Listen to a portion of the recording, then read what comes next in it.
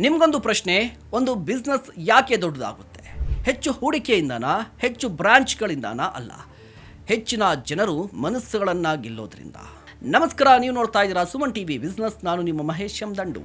ಜಗನ್ನಾಥ ಸ್ವಾಮಿಯನ್ನ ನಾವು ಕೇವಲ ದೇವರಾಗಿ ನೋಡಬಾರ್ದು.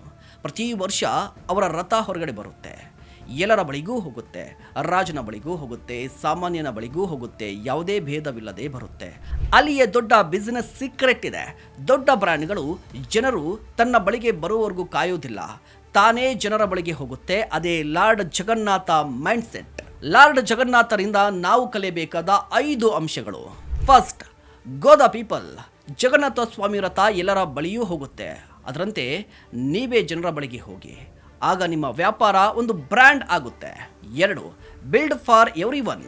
ಜಗನ್ನಾಥನು ಒಂದು ವರ್ಗಕ್ಕೆ ಮಾತ್ರ ಅಲ್ಲ, ಅದೇ ರೀತಿ ಬಿಸ್ನೆಸ್ ಅಲ್ಲೂ ನಿಮ್ಮ ಬ್ರ್ಯಾಂಡ್ ಕೆಲವೇ ಜನರಿಗೆ ಮಾತ್ರ ಅಲ್ಲ, ಹೆಚ್ಚಿನ ಜನರಿಗೆ ಉಪಯೋಗವಾಗಬೇಕು. 3, ಮೂವ್ಮೆಂಟ್ ಕ್ರಿಯೇಟ್ಸ್ ಮೊಮೆಂಟಮ್. ರಥ ಚಲಿಸುವಾಗ ಸಾವಿರಾರು ಜನ ಅದರ ಜೊತೆಗೆ ಸಾಕ್ತಾರೆ. ಬಿಸ್ನೆಸ್ನಲ್ಲೂ ಹಾಗೆ, ನಾಯಕ ನಿಂತು ಬಿಟ್ಟರೆ ಟೀಮ್ ಕೂಡ ನಿಂತು ಬಿಡುತ್ತೆ.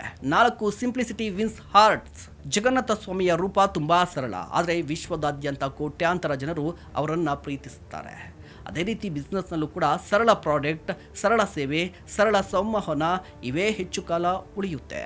5, purpose is bigger then profit. ರಥಯಾತ್ರೆ ಹಣಕ್ಕಾಗಿ ಅಲ್ಲ, ಜನರೊಂದಿಗೆ ಸಂಬಂಧ ಬೆಳೆಸೋದಕ್ಕಾಗಿ.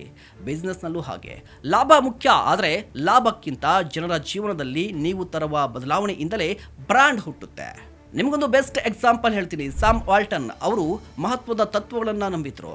Customer is the boss. ಅದಕ್ಕಾಗಿಯೇ ವಾಲ್ಮಾರ್ಟ್ ಜನರ ಬಳಿಗೆ ಹೋಯಿತು, ಜನರ ಅಗತ್ಯಗಳಿಗೆ ತಕ್ಕಂತೆ ಬದಲಾಯಿತು. ಇದೀಗ ವಿಶ್ವದ ಅತಿದೊಡ್ಡ ರೀಟೇಲ್ ಸಂಸ್ಥೆಗಳಲ್ಲಿ ಒಂದಾಗಿದೆ. ಲಾರ್ಡ್ ಜಗನ್ನಾಥ ನಮಗೆ ಹೇಳುವ ಅತಿ ದೊಡ್ಡ ಪಾಠ ಏನೆಂದರೆ, ಜನರಿಂದ ದೂರವಿರುವ ಬ್ರ್ಯಾಂಡ್ ಚಿಕ್ಕದಾಗಿ ಉಳಿದು ಬಿಡುತ್ತೆ, ಜನರ ಹೃದಯಗಳಿಗೆ ತಲುಪುವ ಬ್ರ್ಯಾಂಡ್ ಶಾಶ್ವತವಾಗಿ ಉಳಿಯುತ್ತೆ. ಯಾಕಂದರೆ ದೊಡ್ಡ ನಾಯಕ ಸಿಂಹಾಸನದ ಮೇಲೆ ಕುಳಿತುಕೊಂಡು ಕಾಯುವುದಿಲ್ಲ, ರಥವನ್ನೇರಿ ಜನರ ಬಳಿಗೆ ಹೋಗ್ತಾನೆ. ಅದೇ ಲಾರ್ಡ್ ಜಗನ್ನಾಥ ಮೈಂಡ್ಸೆಟ್.